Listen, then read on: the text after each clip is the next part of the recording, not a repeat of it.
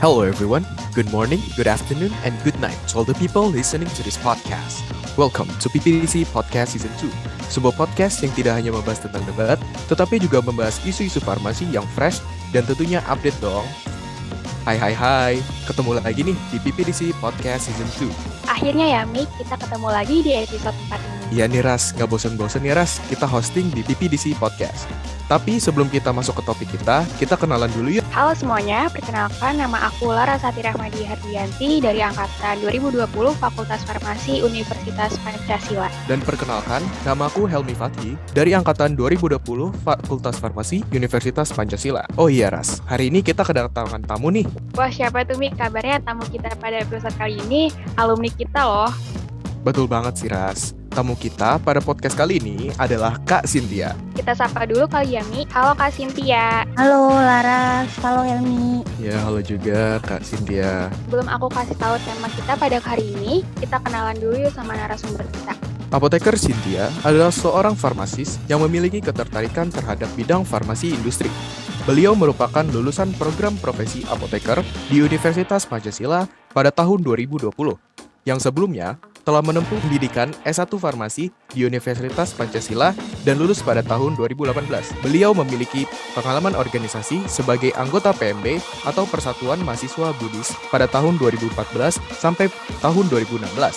Beliau juga memiliki beberapa pengalaman pekerjaan diantaranya Account Executive di PT Global Chemindo Mega Trading, Sales Executive Pharma Division di PT Menjangan Sakti, serta Pharmacist Intern di PT Kimia Pharma. Wow, ternyata benar ya, Kak Cynthia ini sangat tertarik ke bidang industri farmasi.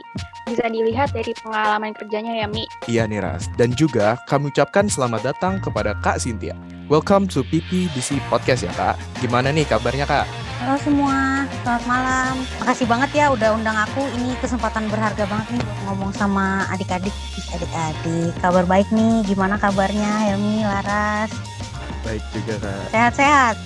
Sehat Kak? Alhamdulillah. Sehat, Kak. Alhamdulillah. Sepertinya tamu kita hari ini sangat bersemangat ya Ras. Oh iya, by the way Ras, topik kita episode kali ini apa sih Ras? Wah, tentunya kita akan bahas topik yang pastinya dibutuhkan oleh siapapun di seluruh dunia, yang tentunya sangat berpengaruh di dunia kerja dan kefarmasian ya. Yap, betul sekali. Aku udah penasaran banget nih sama temanya. Boleh dong dikasih tahu temanya ke kita semua. Jadi, pada episode 4 kali ini kita akan membahas topik yang seru nih, yaitu Industrial Pharmacy How to Become One.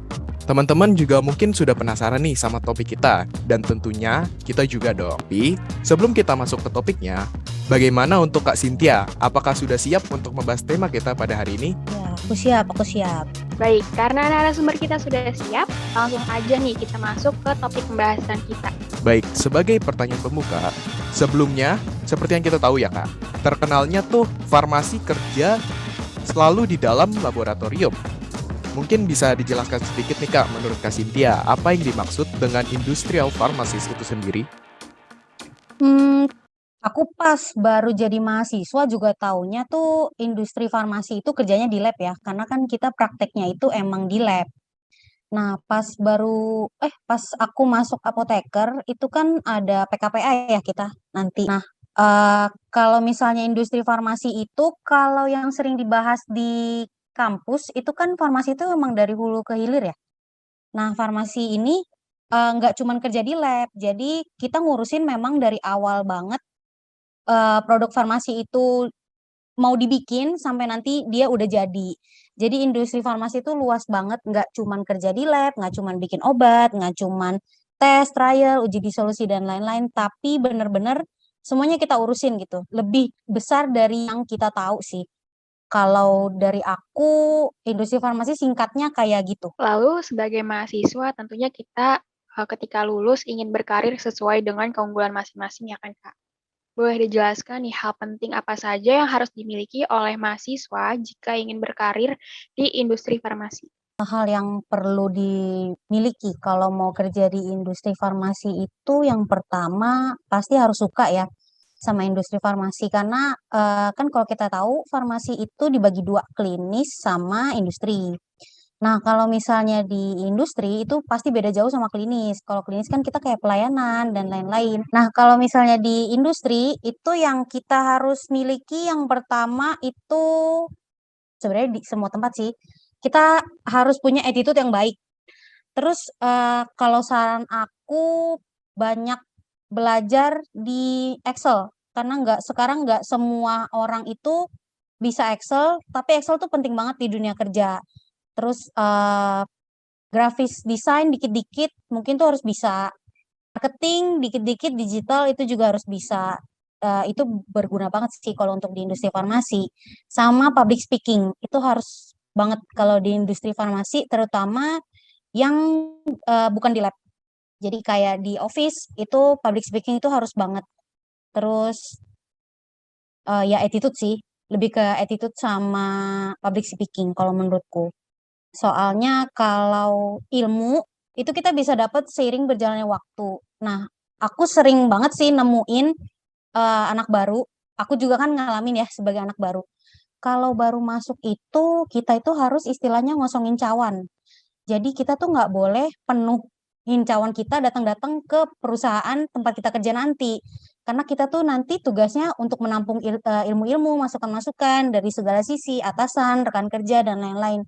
Nah, kalau misalnya kita nanti masuk, terutama di industri farmasi, kita udah ngerasa cawan kita penuh dan nggak bisa diisi lagi, itu agak gawat sih. Menurutku yang paling penting kalau masuk dunia kerja, terutama industri farmasi itu. Oke, udah disebutin nih Kak, udah dijelasin juga khusus untuk mahasiswa apa saja yang perlu dipersiapkan untuk terjun ke dalam dunia industri farmasi. Lalu apa saja yang dilakukan oleh industrial farmasis di dunia kerja Kak? Kalau dunia industri farmasi itu ada banyak. Kalau yang aku kan tadi bilang dari hulu ke hilir ya. Tapi kalau aku sendiri, pekerjaanku ini kayaknya itu jarang banget ada anak kuliahan yang tahu. Karena dulu pas aku masih kuliah pun, aku masuk, yang tahu pekerjaan ini tuh kayaknya cuman aku deh. Jadi selama ini orang tuh taunya industri farmasi itu bikin obat ya. Mulai dari QC, QA, lab, R&D, kayak gitu. Nah, kalau kerjaan aku ini itu di trading raw materialnya. Jadi aku itu menjual material-material kasarnya gitu. Jadi kamu mau bikin paracetamol, kan tablet itu kita sendiri tahu ya. Ada active pharmaceutical ingredients, ada excipients-nya juga. Nah, kalau dari tempatku ini, aku yang menyediakan raw materials-nya ini, dan ini jarang banget diketahui sama orang-orang. Padahal harusnya menurutku mahasiswa tuh penasaran, kita tuh bikin obatnya tuh beli dari mana gitu sebelum jadi. Menurutku itu esensial sih, dan ternyata itu luas banget cakupannya. Nah, jadi apa sih yang dilakuin oleh industrial farmasi di dunia kerja? Itu banyak. Kalau di tempatku ini yang tadi aku bilang raw material, itu ada kita punya sourcing. Sourcing itu teman-teman yang buat beli-beli material yang berhubungan sama supplier luar negeri, China, Eropa, India, dan lain-lain. Ada juga bisa jadi business development kalau di industri farmasi. Business development ini harus jeli ngelihat market ini tuh lagi kenceng di bagian apa sih? Contohnya kemarin kita lagi COVID, dia tuh harus paham tren, apa yang akan menjadi tren pada saat COVID. Contohnya vitamin D3, vitamin C, paracetamol, dan lain-lain. Nah, terus selanjutnya farmasi di industri farmasi raw material, itu bisa juga jadi apoteker penanggung jawab. Tugasnya bikin SOP, membangun apa saja sih tata-tata laksana yang harus ada dimiliki di industri farmasi itu. Pokoknya itu kayak tombak utamanya deh buat si industri ini bisa berjalan sesuai dengan regulasi sistem Indonesia gitu. Nah, terus ada lagi yang di ujung tombaknya banget ini divisi yang aku pegang. Aku itu account eksekutif atau kalau bahasa kasarnya itu sales. Aku itu sales marketing untuk raw material ini. Apa sih tugasku? Aku itu berjualan raw material ini B2B. B2B itu business to business. Jadi klien aku itu adalah pabrik farmasi, bukan dokter, bukan apotik, bukan dokter, bukan klinik, tapi aku menjual ke produsen-produsen obat gitu.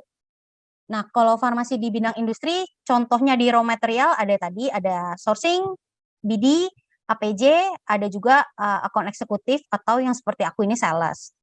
Di luar ini ada banyak lagi, ada marketing obat jadi, ada R&D, ada QA, QC, terus ada regulatory affair, itu yang kerjanya tuh berurusan sama BPOM buat registrasi obat. Terus ada kita punya juga marketing, tapi marketingnya tuh bisa luas gitu. Bisa ngurusin obatnya itu sendiri, gimana nanti launchingnya, gimana nanti berhubungan sama supplier, bisa juga berhubungan sama customer. Kalau industri farmasi menurutku serunya di situ sih. Terus kita juga bisa jadi technical. Technical ini nih aku saranin temen-temen yang suka eh, otaknya tuh dipakai banget untuk bekerja, tapi nggak mau di lab. Jadi technical itu nanti kamu akan belajar lebih dalam formulasi, tapi kamu nggak harus ke lab. Jadi kamu itu yang nanti akan menuntun si customermu ini dalam membuat obat. Itu bisa jadi kamu coating tablet, kamu bisa juga jadi nanti bahan-bahan eksipien, itu akan tugasnya teknikal. Kayak gitu kurang lebih. Oke, baik Kak. Jadi di dunia farmasi itu sendiri, khususnya industri farmasi, banyak juga yang masih belum diketahui oleh banyak orang ya Kak. Seperti karir Kakak itu ada di trading raw material. Nah, beberapa waktu lalu kakak-kakak dari apoteker Fakultas Farmasi Universitas Pancasila baru aja lulus dan pelantikan. Bisa dijelaskan kriteria apa saja yang diperlukan ketika kita ingin berkarir di industri farmasi, khususnya untuk peluang karir yang masih sedikit diketahui oleh banyak orang. Bekerja menjadi industrial farmasis itu rasa ingin tahu kita harus tinggi. Rasa ingin tahu kita harus tinggi karena nanti kedepannya itu akan luas banget, lebih luas daripada apa yang kita pelajari di kampus. Terus koneksi. Menurutku koneksi itu penting untuk bekerja di industrial farmasi ya, karena tricky dan banyak kalau punya banyak kenalan tuh akan mempermudah ya, kita semua tahu sih kalau misalnya banyak kenalan itu akan lebih mempermudah perjalanan kita dalam berkarir, apalagi sebagai fresh graduate gitu. Terus menurutku kita tahu nggak perlu banyak tahu segalanya, cukup tahu basicnya aja tentang perusahaan yang kita mau eh, masukin itu untuk jadi karyawan. Terus basic-basic yang dari kampus itu ya jangan dilupain, terutama pelajaran-pelajaran pas nanti udah apoteker sama iya sih, itu aja sih kalau yang industrial farmasi, yang penting mau tahu, mau belajar. Dan tentunya seiring berjalannya waktu, ilmu itu akan terus berkembang ya Kak. Dan oleh karena itu kita harus terus update dengan perkembangan ilmu tersebut. Dan menurut Kakak, bagaimana cara kita untuk mengeksplor diri di dunia kerja menurut Kakak? Kalau cara kita untuk mengeksplor diri di dunia kerja tuh banyak ya. Kalau sekarang itu platform udah banyak banget. Yang paling gampang kita sambangi itu LinkedIn. Itu tuh gampang banget buat explore di dunia kerja tuh ada apa aja. Terus yang tadi aku bilang koneksi, itu dilihat dari alumni-alumni, dari rekan-rekan kerja nanti itu akan kelihatan gimana sih cara explore diri di dunia kerja. Nanti sama sabar. Jadi kita akan ada waktunya, kita akan ketemu passion kita di mana, kita suka bidang apa, gimana cara kita ke situ, itu akan ketemu nanti. Jadi yang penting kayak tadi aku bilang, mau belajar sama sabar. Karena nggak bisa kita masuk dunia kerja itu langsung ketemu ke ke hal yang kita inginkan gitu. Jadi explore diri itu nanti akan pelan-pelan kita pelajarin apa yang kita suka, apa yang kita nggak suka. Itu kalau menurutku dari awal kita udah masuk itu udah harus cepet-cepet tahu kamu mau jadi marketing kah? Kamu ternyata nggak suka ketemu orang, kamu nggak mau jadi marketing, kamu sukanya kerja di lab, boleh. Tapi kamu harus benar-benar tahu gimana nyamannya kamu dalam bekerja. Nanti explore dirinya tuh gampang karena kamu akan ketemu atasan, ketemu masalah, akan belajar, akan ketemu rekan kerja, akan ketemu klien. Itu yang bikin kamu nanti explore gitu. Jadi menurutku banyak baca sih di LinkedIn itu udah banyak banget pengalaman kerja, pengalaman yang paling gampang deh kayak teknik interview, cara nulis CV, attitude yang baik. Itu tuh explore diri dimulai dari situ menurutku. Setelah kita tahu mengenai industrial farmasis, lalu prospek apa saja yang berpeluang untuk menjadi pijakan awal karir sebagai industrial farmasis? Prospek apa aja yang berpeluang untuk menjadi pijakan awal karir sebagai farmasis? Apa ya? Banyak sih prospek awalnya yang berpeluang ya. Yang tadi aku bilang dari hulu ke hilir kita bisa jadi apa aja kalau di farmasi. Peran kita sebagai farmasi dan apoteker itu sangat penting menurutku di dunia ini, apalagi di dunia kesehatan yang sekarang dunia sedang tidak baik-baik saja. Menurutku prospeknya itu banyak banget. Uh, Bisa jadi marketing yang paling mudah kayak aku, bisa juga jadi R&D untuk formulasi ke depannya kita yang akan nentuin tren nih kayak gimana kayak gimana. Bisa juga kamu di klinis itu yang jadi konseling, memberikan konseling buat pasien itu juga sangat mulia pekerjaannya. Klinis di apotek, di rumah sakit itu sama. Eh, Paling gitu aja sih prospek kerjanya dan menurutku itu luas. Nanti akan explore banyak banget. Dan seperti yang kita ketahui, bahwa Kak Cynthia berkarir di bidang industri farmasi. Mungkin bisa dijelaskan sedikit, Kak, keterampilan apa saja yang sebenarnya dibutuhkan, namun di perkuliahan itu tidak diadakan. Public speaking. Kalau dulu angkatan aku itu nggak terlalu banyak public speaking. Kita tuh cuman dilatih, kan kalau kayak sekarang nih kalian udah lancar banget ya, podcast, pakai sosial media, itu kan gencar banget gitu mengekspresikan diri gitu. Kalian bisa jadi MC di sini, kalian bisa banyak ikut lomba debat, dan lain-lain. Nah, kalau dulu menurutku kita kurang di public speaking sih. Jadi, ketika lulus, kita tuh bingung mulai dari mana. Gimana cara kita bikin koneksi sama teman, gimana sih cara kita ngobrol sama teman baru, gimana sih kita nanggepin atasan kita tuh gimana gitu. Gimana ketika tiba-tiba kita dilepas sama kantor, nih sana ketemu klien, kita nggak tahu mau ngomong apa. Itu sih kalau menurutku hal utama yang benar-benar nggak ada di kampus, tapi ada di dunia kerja dan itu urgent banget gitu. Public speaking sama attitude. Attitude nggak boleh ketinggalan. Setiap anak pinter itu menurutku harus didukung dengan attitude yang baik juga. Jadi kalau aku menyaksikan selama ini di dunia kerja, kamu nggak perlu cerdas yang cerdas banget, nggak perlu. Yang penting attitude-mu bagus, kamu mau belajar, kamu supel, kamu tahu menempatkan diri, kamu pasti sukses. Baik, aku udah dapet nih poin penting yang sebenarnya kita nggak ketemu di perkuliahan, seperti marketing. Kita juga nggak pernah belajar secara dalam banget mengenai marketing ya, Kak. Dan public speaking. Jadi untuk mahasiswa nih penting banget untuk mempelajari lebih dalam. Karena itu tidak diajarkan ya, Kak, di perkuliahan. Betul banget. Selain itu, kita mengetahui nih Kakak sekarang bekerja di bidang industri farmasi, yang sebenarnya apa sih Kak yang membuat Kakak memutuskan berkarir di industri farmasi itu sendiri? Karena aku selama ini sama kayak kalian, sama kayak pertanyaan-pertanyaan di sini, aku juga kepo. Farmasi itu kerjanya tuh apa? Selain jadi PNS ya, kayak Sudinkes dan lain-lain gitu. Selain jadi PNS, selain jadi apoteker di klinik, di rumah sakit, jadi apoteker penanggung jawab di gudang PBF, atau kerja di R&D, kerja di QA QC, aku tuh sebenarnya awal itu nggak ngincer satupun pekerjaan dari yang tadi aku sebutin tadi. Kayak aku nggak suka bekerja yang di lab serius gitu. Tapi aku juga nggak bisa ketemu sama orang terus di segi pelayanan.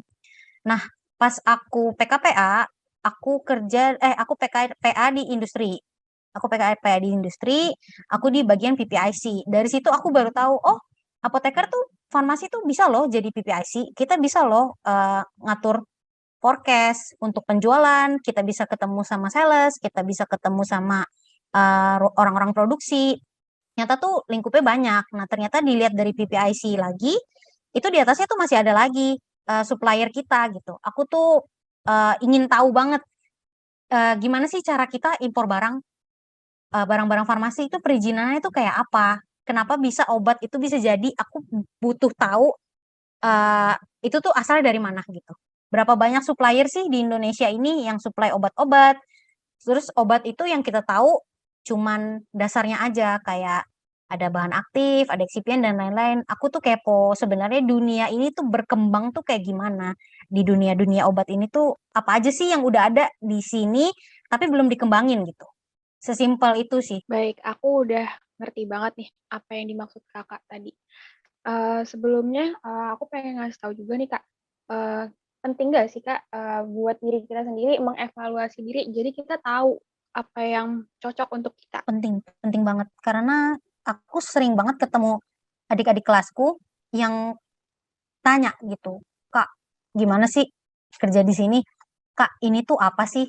Kak, itu tuh apa sih?" Lebih parahnya kayak, "Kak, aku cocok nggak ya kerja di situ?" Ya, aku gimana caranya tahu kamu cocok kerja di sana atau enggak? Yang tahu itu kan dirimu sendiri gitu.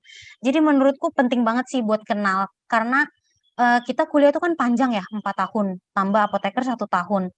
Itu tuh panjang banget untuk mengenal. Kamu suka mata kuliah apa sih? Itu kamu tekuni gitu. Kamu dilihat dari skripsi nanti gitu. Kamu tuh suka di bagian apa? Kamu suka di bidang apa? Menurutku itu harus digali. Karena banyak banget orang yang udah kerja kayak 3 tahun lah. Sebenarnya 3 tahun tuh singkat ya.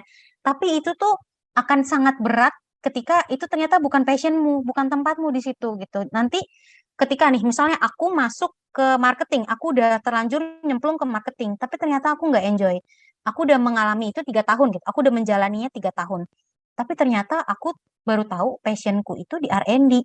Aku akan mulai di tahun keempat dong. Di tahun keempat aku kerja untuk menjadi R&D. Dan itu aku mulai semua dari awal lagi. Itu akan buang waktu, terus kayak sia-sia aja gitu. Kita tuh tahu passionnya tuh telat banget. Jadi memang harus tahu mengenal diri kita itu mau masuk mana sih? Kita tuh bakatnya kemana? Tapi kalau misalnya sekarang belum ketemu, masih bingung, nggak usah sedih-sedih banget. Cukup jalani aja dulu, tapi sambil lihat ke depan dan lebih awas aja gitu sama perjalanan. Nggak boleh terlalu enjoy juga, nggak usah terlalu dikhawatirin juga. Pelan-pelan akan ketemu sambil jaga hubungan baik sama temen. Itu perlu banget. Jangan bikin banyak musuh di kampus. Karena relasi itu penting banget. Yang kamu nanti nggak pernah ngomong sama dia, kamu akan butuh dia gitu di tempat kerja. Di tempat kerja lain, di tempat kerjamu saat itu, seniormu, adik kelasmu, itu penting banget dalam proses pembentukan dirimu dan tahu kamu tuh karakternya masuk ke mana gitu pekerjaan itu. Oke, baik. Jadi penting ya, Kak, untuk evaluasi diri dan membentuk karakter yang baik di lingkungan kuliah walaupun kita, sering banget kerja di lab, kita nggak boleh, berpatokan sama perkuliahan kita aja gitu. Betul, betul. Mhm. Satu lagi nih, Kak, aku ada pertanyaan. Sebagai penutup juga, apakah ada pesan Kakak, untuk para fresh graduate dan mahasiswa yang berniat untuk berkarir di industri farmasi? Pesanku, balik lagi ke tadi, selalu rendah diri, mau belajar, nggak boleh sombong, karena di atas langit masih ada langit. Pokoknya selalu cari sisi positif dari setiap orang. Kita tuh butuh orang lain, terutama dalam berkarir gitu. Harus benar-benar harus tahu gimana sih menempati diri dan tidak berekspektasi lebih pada pekerjaan, apalagi baru mulai kan ini buat fresh graduate ya. Nggak perlu kita tuh patokin kita tuh mau gaji berapa. Kita tuh mau kerja di perusahaan gede gitu. Nggak perlu. Yang penting cukup untuk kita belajar, cukup penghasilannya untuk kita, ilmunya ada juga dan nggak bikin kita menderita. Kalau menurutku pesannya itu sih, nggak usah terlalu kita kan lihat senior nih, wah kerja di sini keren banget, aku juga pengen. Ih dia kerja di situ, aku juga pengen. Atau temenmu, teman seangkatanmu baru masuk, gila dia keren banget kerja di situ. Tapi rezeki itu emang udah ada masing-masing jalannya, udah diatur juga, nggak akan ketuker, nggak perlu iri, trust the process aja, jalanin, jalanin, jalanin. Nanti kalian akan ketemu titik di mana kalian puas. Oh, aku udah berjalan sejauh ini. Jadi kalau menurutku nggak perlu bawa banyak-banyak selama kalian mau memulai perjalanan ini. Udah nanti akan kalian ketemuin sendiri bekal-bekal ini sepanjang kalian berjalan. Oke, makasih Kak atas apa yang sudah disampaikan oleh Kakak. Dan sebagai kesimpulan, industri farmasi itu sangat luas ya Kak.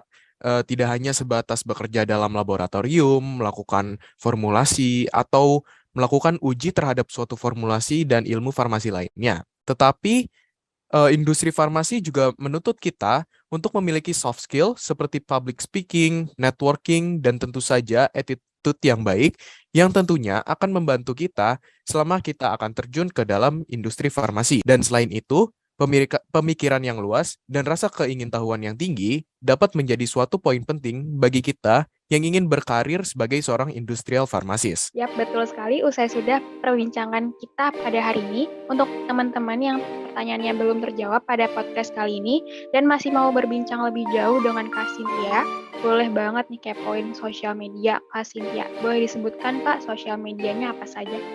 Sosial media aku Instagram sih yang paling aktif, sama LinkedIn. LinkedIn aku di Cynthiawen, CHYNTIAWEN. Sama Instagram aku, aduh ini agak menggelikan sih teman-teman, namanya Cinderella. Terus ada underscore di belakang. Baik, dan jika ada yang ingin ditanyakan langsung ke Kak Cynthia, boleh langsung tanyakan aja ya. Oke, jangan lupa follow sosial medianya dan kepoin terus perjalanan karirnya Kak Cynthia. Dan sekian pembahasan kita pada episode kali ini. Tidak lupa kami ucapkan terima kasih yang sebesar-besarnya kepada Kak Cynthia karena sudah meluangkan waktunya untuk hadir sebagai narasumber dan berbagi ilmu dengan kita semua. Jangan lupa juga nih buat teman-teman bisa juga cek PPDC Podcast di platform Spotify PPDC, Instagram, dan YouTube SEMA FFKMUP. Aku Helmi Fathi. Aku Larasati Rahmadi Hardianti. Sampai jumpa di episode selanjutnya. selanjutnya.